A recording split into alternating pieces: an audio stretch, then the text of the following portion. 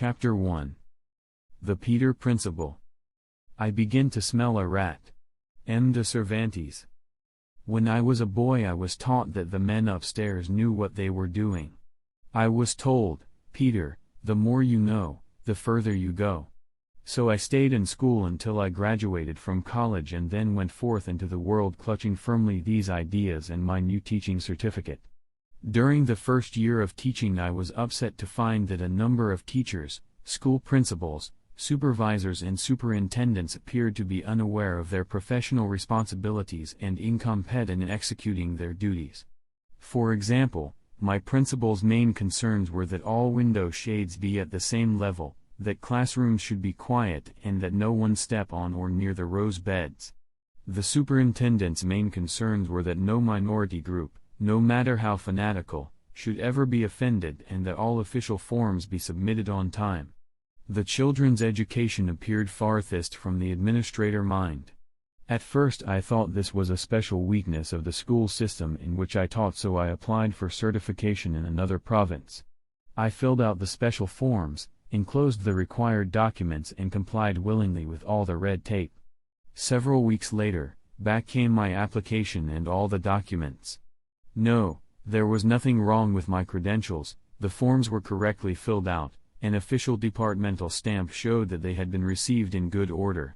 But an accompanying letter said, the new regulations require that such forms cannot be accepted by the Department of Education unless they have been registered at the post office to ensure safe delivery.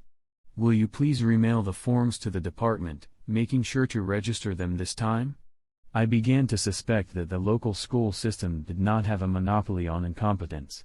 As I looked further afield, I saw that every organization contained a number of persons who could not do their jobs.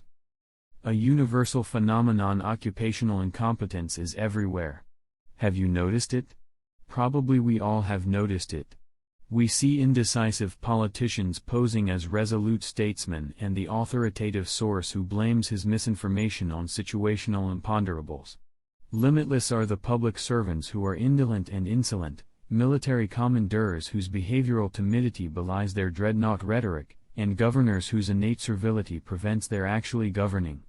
In our sophistication, we virtually shrug aside the immoral cleric, corrupt judge, incoherent attorney, author who cannot write, and English teacher who cannot spell. At universities we see proclamations authored by administrators whose own office communications are hopelessly muddled, and droning lectures from inaudible or incomprehensible instructors. Seeing incompetence at all levels of every hierarchy, political, legal, educational and industrial, I hypothesized that the cause was some inherent feature of the rules governing the placement of employees. Thus began my serious study of the ways in which employees move upward through a hierarchy, and of what happens to them after promotion. For my scientific data, hundreds of case histories were collected. Here are 3 typical examples. Municipal Government File, Case No. 17J. S. Minion Superscript 1 was a maintenance foreman in the Public Works Department of Excelsior City. He was a favorite of the senior officials at City Hall. They all praised his unfailing affability. I like Minion, said the Superintendent of Works. He has good judgment and is always pleasant and agreeable. This behavior was appropriate for Minion's position. He was not supposed to make policy, so he had no need to disagree with his superiors. The Superintendent of Works retired and Minion succeeded him. Minion continued to agree with everyone.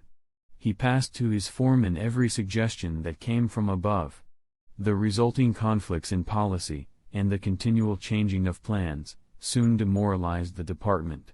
Complaints poured in from the mayor and other officials, from taxpayers and from the maintenance workers' union. Minion still says yes to everyone, and carries messages briskly back and forth between his superiors and his subordinates. Nominally a superintendent, he actually does the work of a messenger. The maintenance department regularly exceeds its budget, yet fails to fulfill its program of work. In short, Minion, a competent foreman, became an incompetent superintendent. Service Industries File, Case No. 3E. Tinker was exceptionally zealous and intelligent as an apprentice at G. Reese Auto Repair Incorporated, and soon rose to journeyman mechanic. In this job he showed outstanding ability in diagnosing obscure faults, and endless patience in correcting them. He was promoted to foreman of the repair shop. But here his love of things mechanical and his perfectionism become liabilities. He will undertake any job that he thinks looks interesting, no matter how busy the shop may be. "We'll work it in somehow," he says. He will not let a job go until he is fully satisfied with it. He meddles constantly. He is seldom to be found at his desk. He is usually up to his elbows in a dismantled motor, and while the man who should be doing the work stands watching, other workmen sit around waiting to be assigned new tasks. As a result, the shop is always overcrowded with work, always in a muddle, and delivery times are often missed. Tinker cannot understand that the average customer cares little about perfect tie-in, he wants his car back on time. He cannot understand that most of his men are less interested in motors than in their paychecks. So Tinker cannot get on with his customers or with his subordinates. He was a competent mechanic, but is now an incompetent foreman. Military File, Case No. 8. Consider the case of the late renowned General A. Goodwin. His hearty, informal manner, his racy style of speech, his scorn for petty regulations and his undoubted personal bravery made him the idol of his men. He led them to many well-deserved victories. When Goodwin was promoted to Field Marshal, he had to deal, not with ordinary soldiers, but with politicians and allied generalissimos. He would not conform to the necessary protocol. He could not turn his tongue to the conventional courtesies and flatteries. He quarreled with all the dignitaries and took to lying for days at a time, drunk and sulking, in his trailer. The conduct of the war slipped out of his hands into those of his subordinates. He had been promoted to a position that he was incompetent to fill. An important clue. In time I saw that all such cases had a common feature. The employee had been promoted from a position of competence to a position of incompetence. I saw that, sooner or later, this could happen to every employee in every hierarchy. Hypothetical case file, Case No. 1. Suppose you own a pill rolling factory, Perfect Pill Incorporated. Your foreman pill roller dies of a perforated ulcer. You need a replacement. You naturally look among your rank and file pill rollers. Miss Oval, Mrs. Cylinder, Mr. Ellipse and Mr. Cube all show various degrees of incompetence. They will naturally be ineligible for promotion.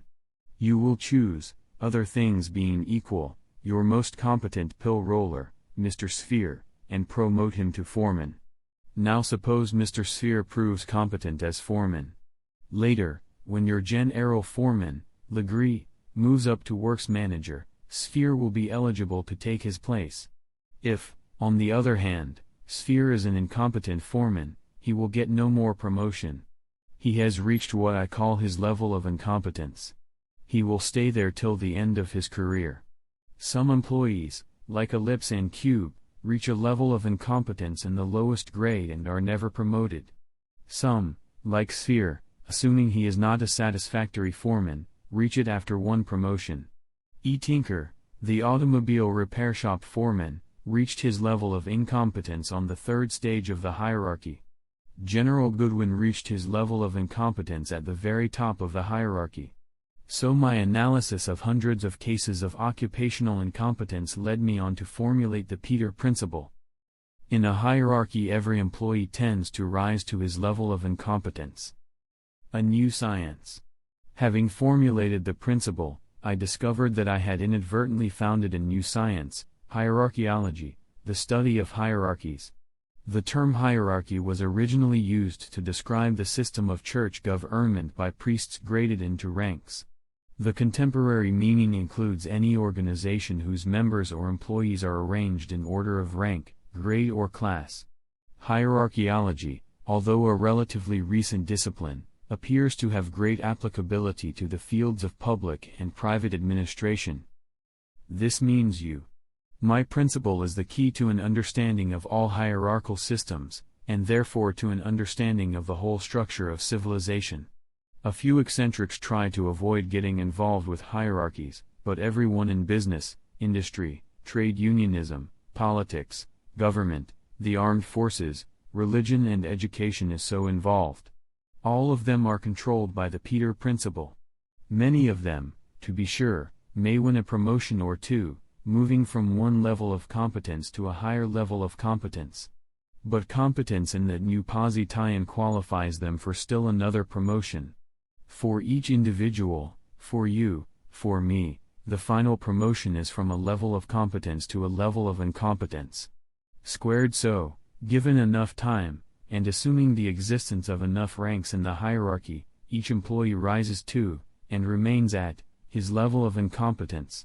Peter's corollary states, in time, every post tends to be occupied by an employee who is incompetent to carry out its duties. Who turns the wheels? You will rarely find, of course, a system in which every employee has reached his level of incompetence. In most instances, something is being done to further the ostensible purposes for which the hierarchy exists. Work is accomplished by those employees who have not yet reached their level of incompetence.